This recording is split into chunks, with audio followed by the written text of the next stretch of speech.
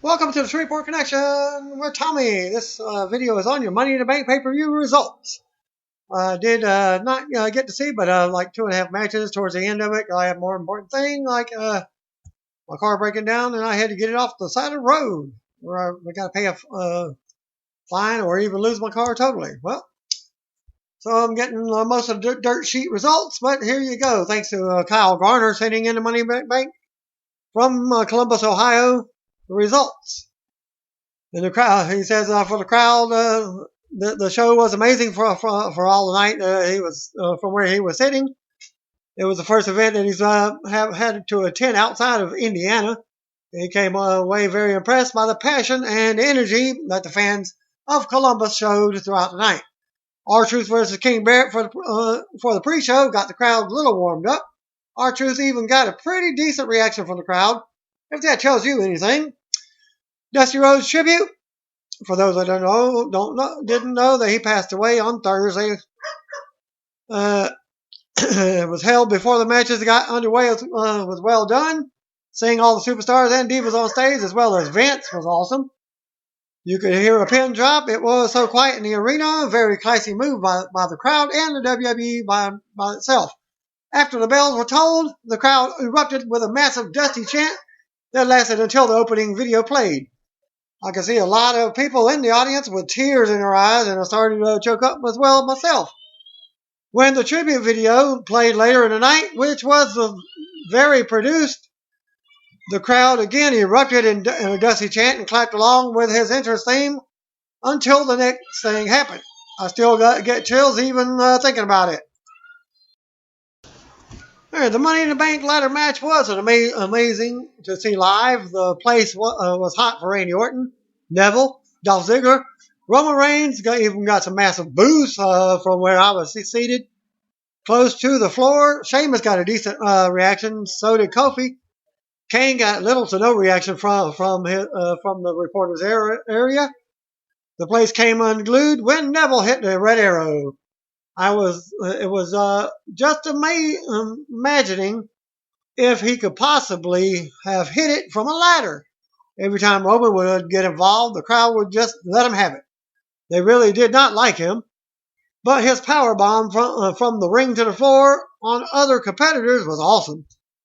It did seem, though, like a lot of action was just two guys in the ring and the rest just taking long breaks on the outside, waiting to get involved in the action. But I enjoyed the match nonetheless. When Randy hit his RKOs, everyone popped big time.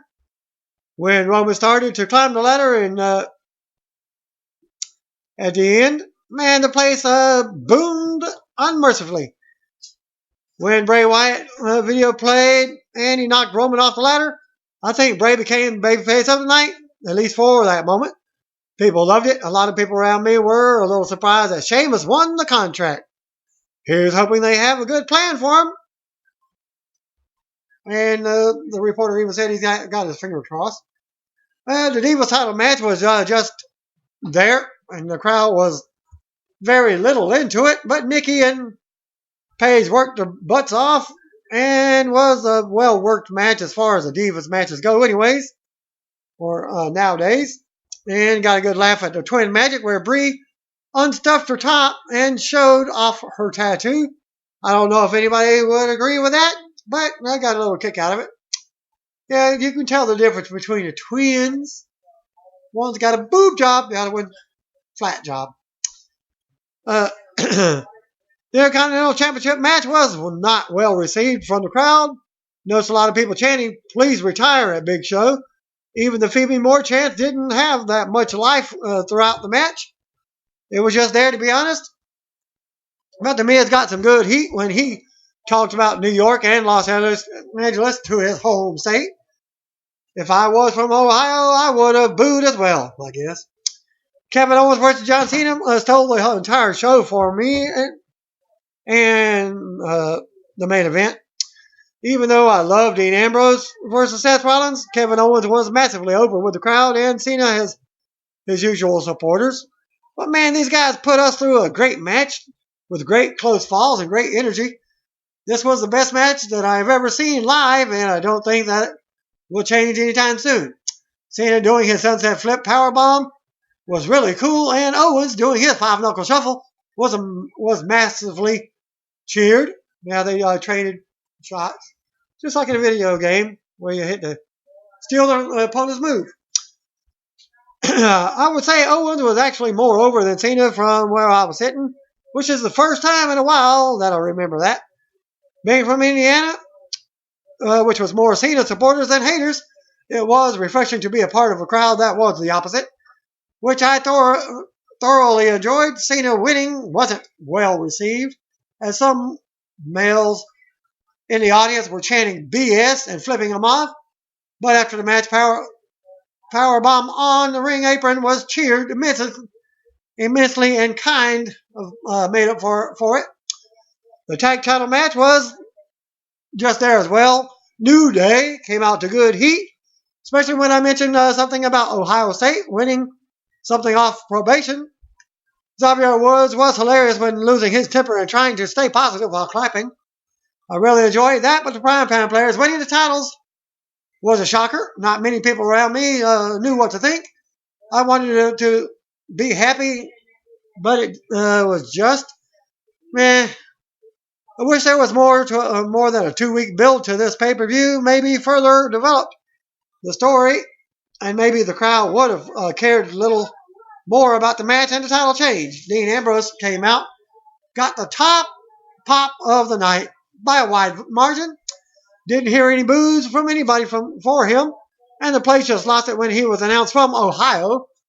The match had just about everything you could have imagined. When Rollins got backdropped onto the ladder, I was a little concerned as it looked very brutal. The two men that brawled right in front of where I was sitting, which was great when Seth Rollins was piling chairs and dropped Dean with a jumping sit-out powerbomb on the outside. The place was just about lost it. But every time Dean would look to grab the title and Rollins stopped him, it got massive boos. The ending of the match left me a little confused. I saw both men fall with the title, as I did myself. This was a royal screw job to me. And basically, back to the reporter's view, they thought it would be a draw. Didn't see where Seth came up with the title because the Titantron didn't show anything but the Money in the Bank logo until the match was completely over. Triple H comes out to boos, and so did Rollins when he said he was the greatest heavyweight champion of all time. After the event went off the air, JoJo tried to interview Dean in the ring. He grabbed the mic and started talking about how he scratched and clawed his way to where he is and put over himself, being from the state of Ohio. He stated that he could accept losing tonight because the match was one-on-one, and that somebody he would climb the ladder back up to another title shot. And this was a 3-match show, and they all exceeded my very high expectations. The other matches were kind of just there, to be honest, but everyone that participated in the event worked hard and put in a great night of action and drama. I love the refreshing atmosphere of getting outside of Indiana to experience something different, and it was well worth the drive. NXT and Money in the Bank were both great experiences for me this past weekend. Great job, Ohio! Congratulating fans. And now for the actual kickoff show results. Aired from the WWE Network, Columbus, Ohio. Again, I'm getting it from the dirt sheet. A graphic acknowledged the death of Dusty Rhodes. Renee Young introduced the show as a shot aired from the outside of the building. Briefcase was shown hanging above the ring, and there were ladders on the stage. Renee Young, Booker T, Corey Graves, and Byron Saxon served as a pre-show panel. Young addressed the death of Dusty Rhodes. Booker recalled rocking the house in one of his first singles matches. He said Dusty was waiting behind the curtain and told him that they wouldn't put him on first anymore. Byron spoke about Dusty lighting a candle and coming up with his vision. As Graves spoke about staff meetings and said he loves and Mrs. Rhodes. As Renee introduced a series of tweets from WWE heavy hitters regarding Rhodes, while Dusty's American Dream theme song played into a video, Young said that they would be celebrating Rhodes throughout the night. And also on Monday Night Raw, as well as probably the SmackDown, as they showed it as well. Will show it well. Focus shifted to the Money in the Bank match. Footage aired for Tom Phillips catching up with Neville as he entered the parking area. He asked about what happened on social media after SmackDown. Neville spoke about how this is the biggest opportunity of his career. Graves held up the WWE Money in the Bank briefcase and pimped the replica versions containing a signed contract by Triple H and that can be purchased. Remember this moment when a drunken fan attacks the champion and attempts to cash in on Raw one of these weeks? And Kevin Owens versus John Cena video package aired. Panelists debated whether Owens could beat Cena in a second time. Saxon said Owens is in trouble. Graves said Owens will do it again, and Booker T wore a big ring and used his bunch of sports analogies. He said Owens has arrived in WWE after spending 15 years, making between $5 and $20 a show. Tom Phillips then checked in from the WWE masturbation room, social media lounge. He said Kevin Owens would be joining him to answer fan questions.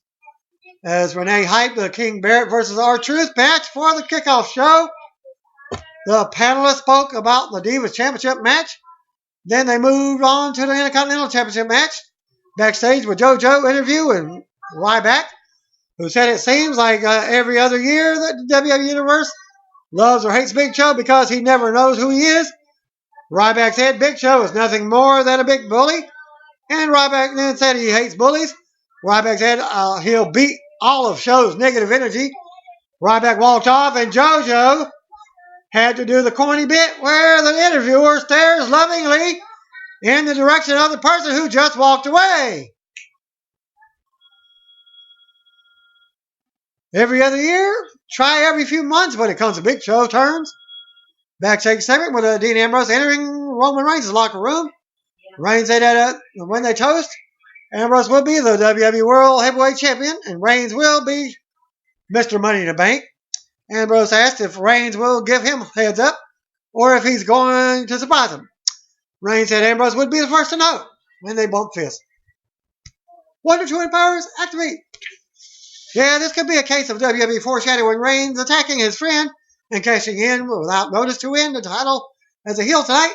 It could also be a case of WWE being aware of what the fans suspect. They've been doing a better job of the latter lately. Like it because it makes the foreshadowing less obvious. A video package showing the focusing on Rollins and Ambrose feud. Renee Young's necklace looks like a tribute to Jack Swagger's Eagle mascot. And her shirt makes her look like she's joined the Mighty Donnas. Not that I'm complaining. Young interviewed Stephanie McMahon, who was backstage. Young then asked if the Authority is going to allow Rollins to be in the match on his own. She said she and Hunter have made it clear that they are going to respect Rollins' wishes. She said Rollins doesn't want help. She said they will be with him in terms of moral support, but there will be no interference from the Authority. Booker T brought up the idea that they could also have an ace in the hole, even if they won't actually interfere. Stephanie then said that Ambrose winning the title would represent some unique challenges from a corporate standpoint. However, she did say that Rollins knew the risk of going in. And Graves asked her about the risk. She said Rollins knows exactly what the risk is. It's pretty sad that they need a heel authority figure to guarantee that there won't be any outside interference. It's even sadder that this guarantee wasn't made on Raw. Michael Cole saw JBL and Jerry Lawler checks in on commentary, which sets up the pre-show match. Getting ready for the pay-per-view, King Barrett versus R-Truth. Before the match, Truth said dressing up is fun. He said being the king feels good, or dressing up as the king. He mentioned the Games of Thrones. He said King Barrett will be overthrown by King Wassop. Barrett comes out wearing new king garb that looked like something like Miz would wear. Truth ducked Barrett to the ringside and they cut to a commercial break during the pre-show. Late in the match, Truth avoided Bullhammer. Truth then pinned Barrett shortly after. Broadcast team tried to play it up as a big upset, even though everyone beats King Barrett lately. Truth told Lawler afterwards that he could be his stunt double. He put on Barrett's crown. Barrett approached him, so Truth tossed him the crown and ran backstage. And the match only took 5 minutes 45 seconds. Someone in the back loves R-Truth comedy. It does nothing for me, and it was no exception. It's sad to watch the broadcast team laugh at his comedy like it's the funniest thing they've ever seen. The best thing Barrett could do is let Truth take the crown, the name, and even the bad news name. What a disappointing waste of talent. The broadcast team then addressed the death of Dusty Rhodes. Coleslaw spoke about how Dusty worked at the WWE Performance Center and loved those kids. They set up a Dusty Rhodes package video, and it included touching footage of Rhodes hugging his sons, Dustin and Cody, at his WWE Hall of Fame induction. Renee was broken up as she turned things over to Tom Phillips, who introduced Kevin Owens.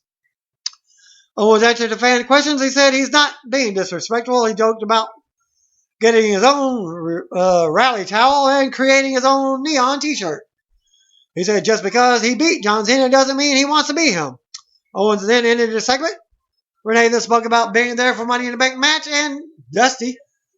She noted that she had been crying like a baby and said that so had everyone else on the panel. She set up a video package for Money in the Bank match. Young then said Money in the Bank match will open the pay-per-view.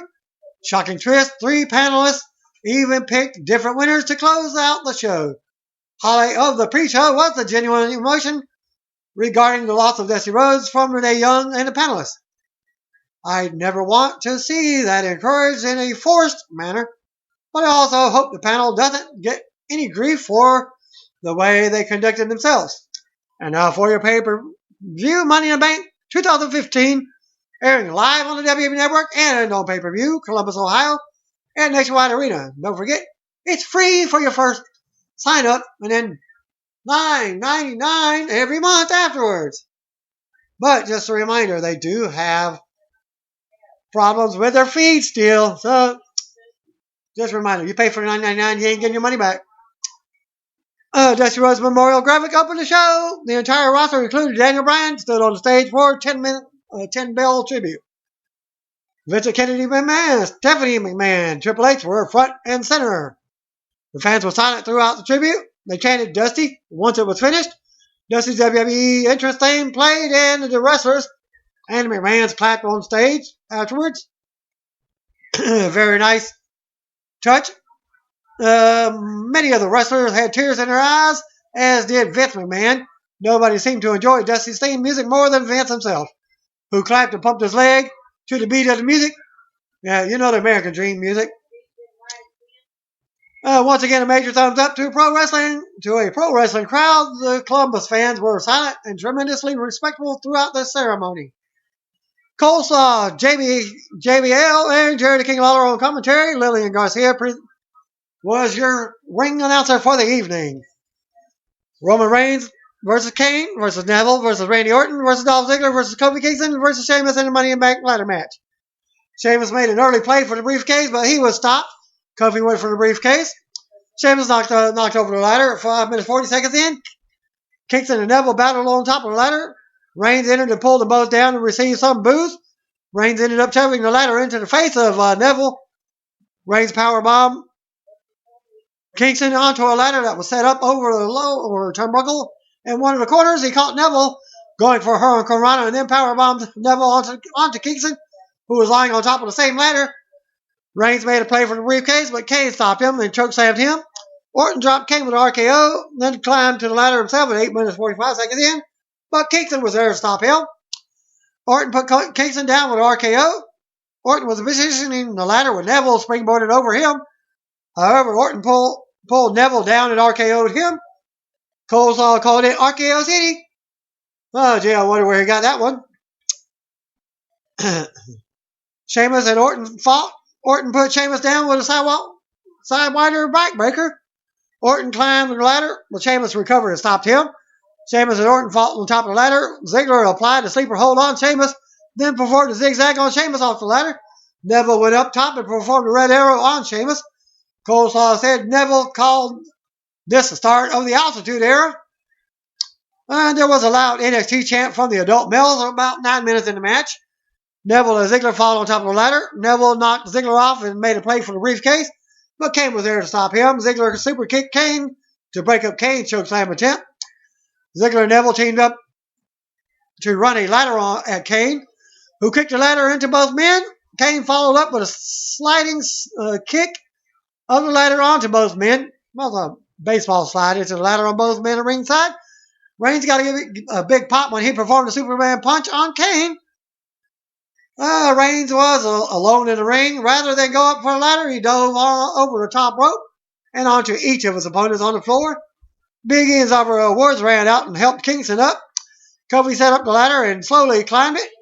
Reigns kicked Big E and Woods. Reigns tried to stop Kingston from grabbing the briefcase. He pulled him down on the third try, powerbombed him onto some of the other wrestlers at ringside. Orton spun Reigns around, but Reigns dodged the RKO. Orton dodged a Superman punch and ended up connecting with a spear. Reigns set up a ladder and started to climb. And lights go out. Bray Wyatt's video flashed. Wyatt stood in the ring and pushed the ladder over to prevent Reigns from winning. Wyatt, who was wearing his butcher's vest, performed Sister Abigail on Reigns. And Wyatt headed to the back. Sheamus entered the ring and set up a ladder. Neville climbed the ladder and punched Kane several times. They fought at the top of the ladder, where Sheamus flung Neville to the mat, and Sheamus unhooked the briefcase and won the match. And that match took 20 minutes and 50 seconds. Very entertaining match, as the Wyatt interference was an interesting surprise and gives Reigns an out. I have been an advocate of the heel Sheamus character, but I can't say that him winning the match did a lot for me, even though I did not see it coming. It will be interesting to see if he is fed to the champion quickly or if he hangs onto the briefcase for a long period of time. Don't try this at home, video aired. Backstage interview with Renee Young. Interview with Paige, who said not one diva has offered to help her take down the Bella Twin Empire. She said she will create the change on her own. For you, Dusty, Paige said at the end. Match number 2, Nikki Bella versus Paige for the Divas title. A group of additional divas were shown watching the match on the backstage monitor. They were looking rather catty, which is par for the course in WWE. 6 minutes, 55 seconds in, Paige applied the submission hold, but Nikki reached the ropes to break it up. Broadcast team noted that the women watching on the monitor didn't appear to be cheering for either diva. 7 minutes, 55 seconds in the match, Paige sets up for the PTO again. Nikki rolled up and kicked, but Nikki rolled out and kicked her way out. Nikki performed a kick off the second rope for a 2 count. Paige hits Rampage for a good near fall, and 9 minutes in, both women fall on the ropes and fell to ringside. Wow, this so far is the longest Divas match ever. Brie Bella emerged from underneath the ring and traded spots with her sister. They had twin magic here. Brie caught her with an inside cradle, but Paige reversed it and got the pin. As Brie protested with the referee, unstuffed her bra, yeah, really, and showed off her crotch tattoo to show Paige that it was her rather than Nikki. Nikki then entered the ring and hit the rack attack on Paige and pinned her. And the whole match took 11 minutes, 20 seconds. Anybody check the record books to see how long the longest Divas match has ever take place? And then you're going to unstuff your bra. Just trying to imagine what the pre-match instructions sounded like. I think this makes the Bella twins heels again, but I'll probably feel differently after all. Good effort from the women, though. I assume that the other divas watching on the backstage monitor will lead to something. And Cole Saw recaps footage of the Ryback and Big Show saga and an appearance on Miz TV as well.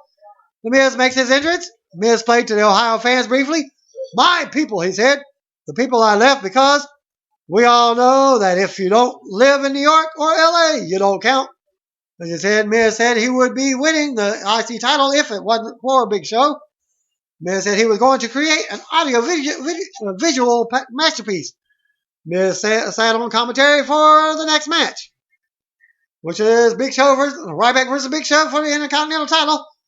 Ryback closed out Big Show to start off the match, and then went to ringside, grabbed Miz and threw him back over to the announcer's table. Big Show took advantage of the distracted Ryback and took control of offense. Fatal error, something is going terribly wrong, reboot the network. And Ryback was in control of the match. Like I was saying, request your money back. Late in the match, after another WWE Network error, The Miz entered the ring and hit Big Show with a microphone repeatedly for the disqualification. Miz headed backstage, and the match took 5 minutes 30 seconds out of our lives. What I saw of the match was solid, but the network issues cost at least a couple of minutes. According to this reporter, like I said, myself, I only saw the last, basically, 2 matches, the last hour period of the pay-per-view. Match number 4. John Cena versus Kevin Owens. Non-title match, of course. Before the match, both men turns holding their title belts. The cheers for Owens was much louder, of course. Network-related fun on the PS4 early on. But thank goodness it worked fine on my laptop. Cena performed an impressive reverse suplex at 7 minutes in. Owens performed a cannonball. Later, Cena and Owens end up in electric chair position and dropped him frontwards instead. Cena hit attitude adjustment for only a 2 count. Cena stood up and complained about the referee's slow count, and the referee stood his ground. Cena brought Owens to the rope to set up for his finisher from the second rope. Owens slid away and put Cena up in an electric chair position, then spun him around with a powerbomb for a good near fall. The fan chanted, "This is awesome," at 11 minutes 45 seconds in. Owens went for his finisher, but Cena countered it into a Hurricane Rana. Owens smashed Cena with a super kick for another great near fall. Cena came right back with a tornado DDT off the second rope for a 2 count of his own. Then Cena went for his top rope leg drop. Owens avoided it and came right back with a package powerbomb for a 2 count. Owens missed a moonsault when Cena moved. Cena performed attitude adjustment for a good near fall. Cena sets up Owens for a superplex, but Owens countered into a fisherman suplex at 16 minutes 20 seconds in. There were another round of "This is awesome" chants. Cena come back with an STF, but Owens reached the ropes at 17 minutes 10 seconds in. Cena came back with a sunset flip powerbomb. They had a tough time getting to the move, but they eventually got there, and the crowd popped big for a near fall. Owens came back with a pop-up powerbomb, but Cena kicked out at 2. More awesome chants. Cena performed the springboard stunner and then followed up with the attitude adjustment for the win. After the match, Cena waited for Owens to stand up. Cena played to Owens and the crowd. Cena got Owens' NXT Championship belt, handed it to him momentarily. Well, Cena offered Owens a handshake, which Owens accepted momentarily. Cena raised the hands of Owens, who turned and kicked him out of the ring. Owens followed him, powerbombed him on the ring apron. Then Owens grabbed the U.S. title. He walked towards Cena, but the referees pointed him away. Owens backed up the ramp and dropped the U.S. title. He then mugged with the NXT Championship up on the stage. Owens laughed maniacally at Cena and mocked him with the "You can't see me" hand gesture before going backstage. And the entire match took 19-20 seconds out of our life. Well, that was the match that basically started the 10 o'clock, the 9 o'clock hour. Another great gem of a match from Cena and Owens, whose program will probably still go another 2 months. It's not the finish that would have gone with, but the post-match attack by Owens was excellent. Here's hoping Cena sells the attack on Raw. Of course. It should be a gimme, of course, but you never know what you get from Cena the day after a pay-per-view match. He did sell it by having the referees help him backstage afterwards. Then you get a WWE Shop video aired. Then Total Divas aired. Backstage segment where Renee Young said that they would have pass along an update on John Cena as soon as one was available. Young interviewed Dean Ambrose and asked him about parting with her title belt on Bourbon Street earlier in the week. Then she asked what kind of animal she thought he was. But I did do that, didn't I? He asked. Ambrose said, sometimes you have to stand up for yourself and take what's yours. Ambrose said he knows he earned the title with his blood, sweat, and tears. This belongs to me, Ambrose said. He told viewers that if they are into paperwork and official rulings, then Rollins is the champion. But Ambrose said if he is the champion of people who believe in doing the right thing, taking this was about taking respect, as Ambrose said, of the title belt. Broadcast team spoke at ringside about Cena versus Owens match. Then they shifted into discussing the death of Dusty Rhodes. Lawler said that there was never a better talking in the industry. Coleslaw spoke of Dusty's gift of gab and spoke about how he was teaching the NXT students how to cut promos. Then they played a Dusty video. Coleslaw hyping the Celebrating the Dream special for WWE Network following Monday's Raw. Match number 5. Tag team titles. No, I take it back. I did not see the Cena versus Owens match at all. With match number 5 is your Big E. Big E and Xavier Woods with some primetime players for the Tag Team Championship. And yes, I did see this match. During the match, the network feed did not play the video. So again, the results. Before the match, New Day cut a promo with Kofi being the victim of a travesty in the Money in the Bank match. They also mocked the fans about Ohio State University winning the title after being on probation. New Day had the first prolonged stretch of offense. They isolated Darren Young. Young eventually dodged a charging Big E, who crashed into the corner. Young made the hot tag to Titus, who didn't get as much of a reaction as it should have been getting on TV lately, or has been on TV. Titus worked over both members of New Day, and then the crowd popped up a little bit. Titus had Woods covered, but E broke it up. E speared Young off the ring apron. Back in the ring, Titus hits a finisher on Woods and pinned him clean. And the match took 5 minutes 50 seconds. And new tag team champions, primetime players, and they gotta make those millions of dollars. They gotta make those millions of dollars. Yeah, that's a song that they made themselves. A flat tag title change.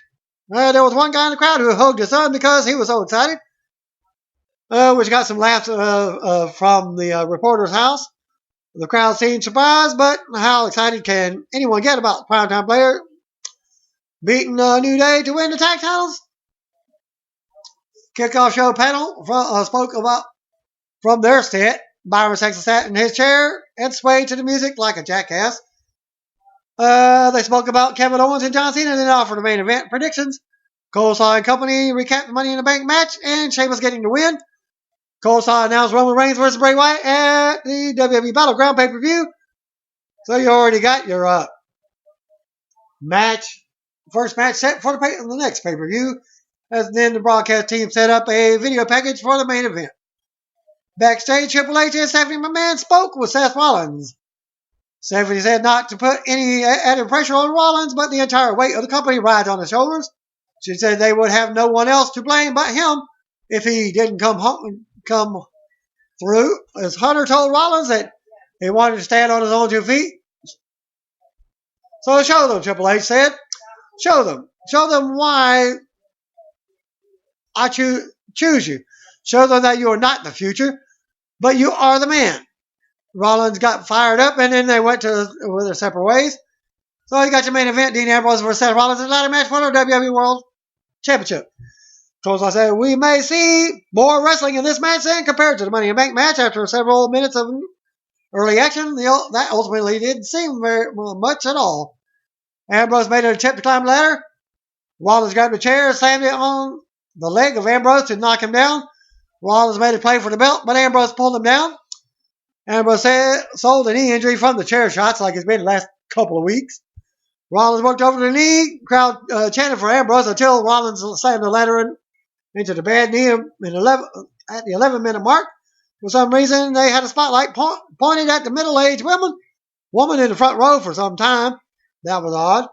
Rollins mocked Ambrose by telling him he would have to climb with one leg.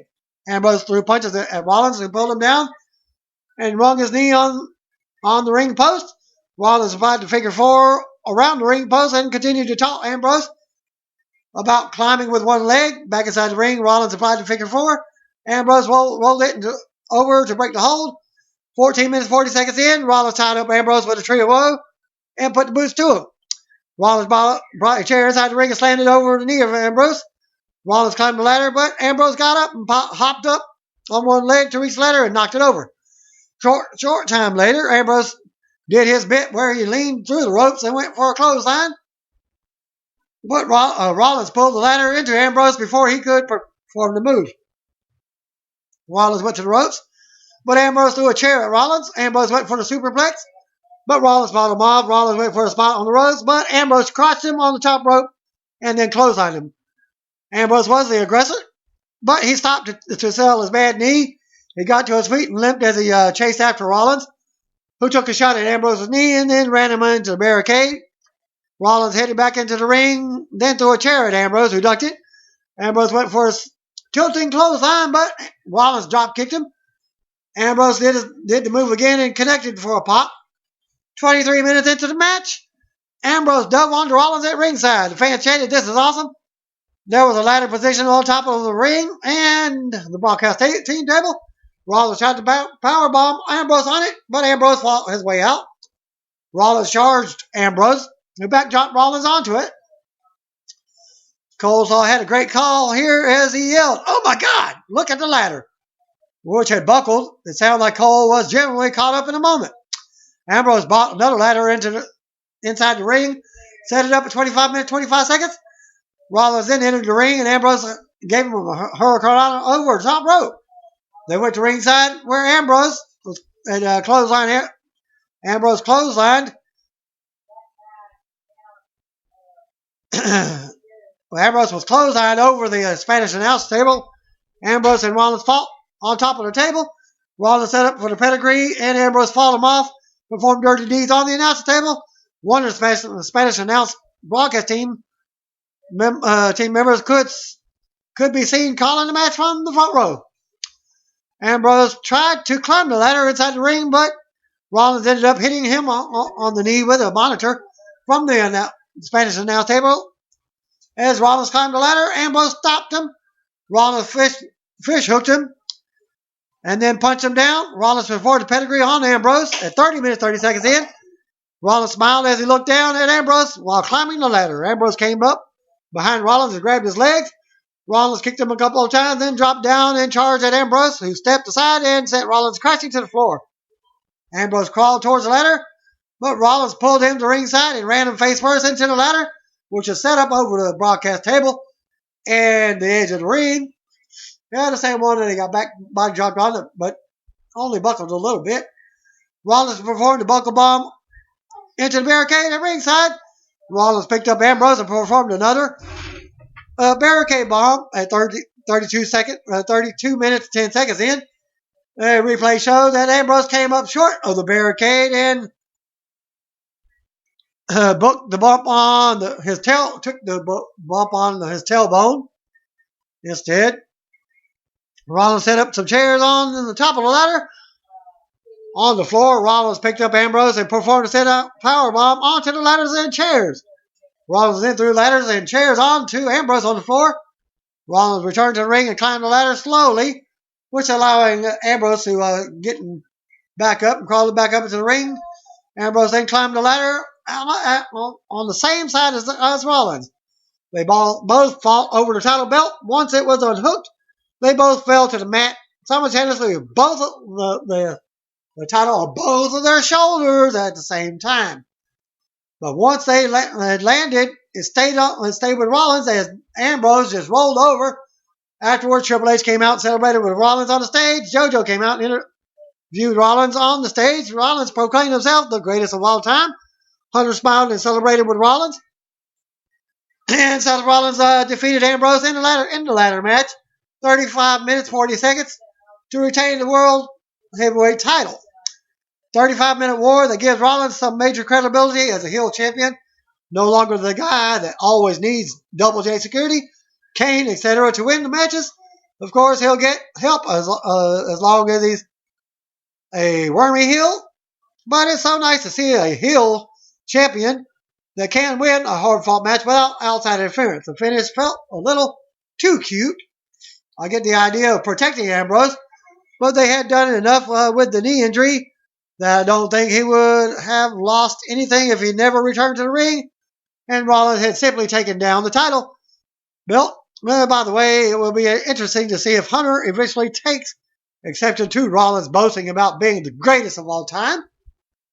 And yes, I was watching the whole thing. I noticed it was like 3 minutes before the hour, before the 10 o'clock hour. So just as I said that, it's kind of like ESP, match was over. New champion, the champion retained. And that concludes my Money in the Bank pay-per-view results. Thanks again. Peace out. See you one, baby. And by the way, if you don't know, you better call me, bro.